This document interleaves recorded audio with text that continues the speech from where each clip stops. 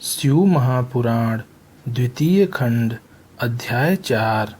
शिव जी को मोहित न कर पाने के कारण कामदेव की लज्जा। ब्रह्मा जी ने कहा, हे नारद, जिस समय कामदेव अपनी सेना को लेकर शिव जी के पास चला, उस समय संपूर्ण संसार पर कुछ ऐसा प्रभाव पड़ा कि सृष्टि के समस्त प्राणी बुद्धिहीन हो उसके वशीभूत हो गए। शिव जी के गणों पर भी उसका प्रभाव पड़े बिना न रहा। जब शिव जी ने यह जाना कि कामदेव उस पर विजय प्राप्त करने के निमित्त अपनी सेना को साथ लिए हुए आ रहा है, तो उनके ऊपर उसका कोई भी प्रभाव न पड़ा। वे अपनी इंद्रियों को जीतकर अपने स्थान पर ध्यान मग्न बैठे रहे। उनके ऊपर कामदेव का कोई वश नहीं रहा। तब कामदेव अत्यंत दुखी एवं चिंतित होकर वहां से लौट आया और कायरों की भांति मेरे सामने आकर पृथ्वी पर गिर पड़ा। तदुपरांत स्तुति करते हुए इस प्रकार बोला, हे पिता, मैंने अपनी सेना द्वारा संपूर्ण देवता, मुनि एवं अन्य जीवधारियों को तो वश में कर लिया, परंतु शिव जी के ऊपर मेरा कोई प्रभाव नहीं पड़ा। अब मुझे यह भय लगता है कि कहीं वे मेरे ऊपर क्रुद्ध न हो जाएं। प्रज्वलित अग्नि के समान उनके स्वरूप का स्मरण कर मैं मन ही मन अत्यंत भयभीत हो रहा हूँ। मुझ में इतना बल नहीं है कि मैं उन्हें परास्त कर सकूं, क्योंकि इस बात की मैंने भली भांति परीक्षा कर ली है। हे नारद, कामदेव की बात सुनकर मुझे अत्यंत चिंता हुई और मेरे मुख पर उदासी के लक्षण स्पष्ट हो गए। उस समय मैंने शोकाकुल होकर जो बहुत से श्वास छोड़े, उनसे अनेक प्रकार के गणों की उत्पत्ति हुई। वह अपने हाथों में अनेक प्रकार के शस्त्र धारण किए हुए थे।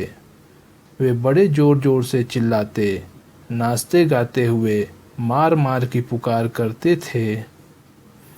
उनका कोलाहल संपूर्ण दिशाओं में भर गया। वे अनेक प्रकार के उपद्रव करते थे। उनकी संख्या का वर्णन नहीं किया जा सकता। हे नारद, जब उन गणों को कामदेव ने देखा तो मुझसे पूछा, हे पिता, ये लोग कौन हैं और इनका नाम क्या है?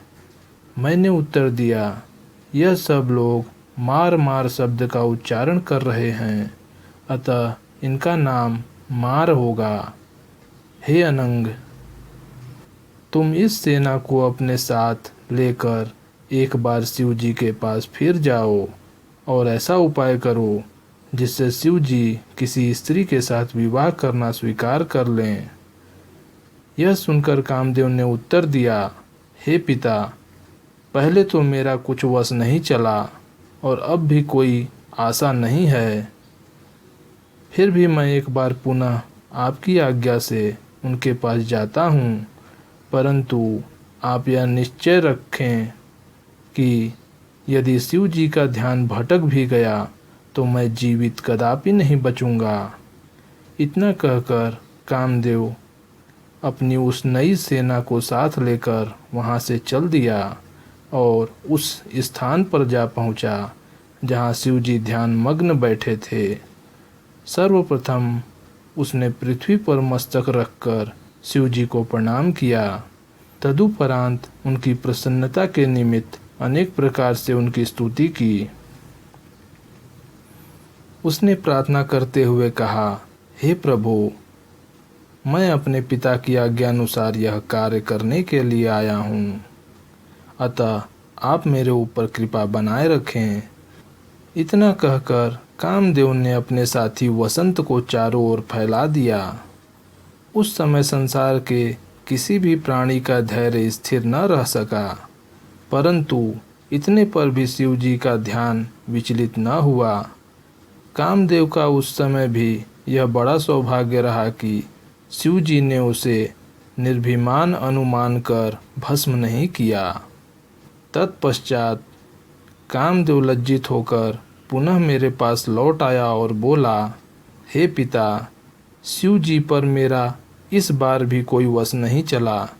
यदि आप चाहते हैं कि शिव जी विवाह अवश्य करें तो किसी अन्य उपाय का आश्रय लीजिए। इतना कहकर कामदेव अपने घर को चला गया।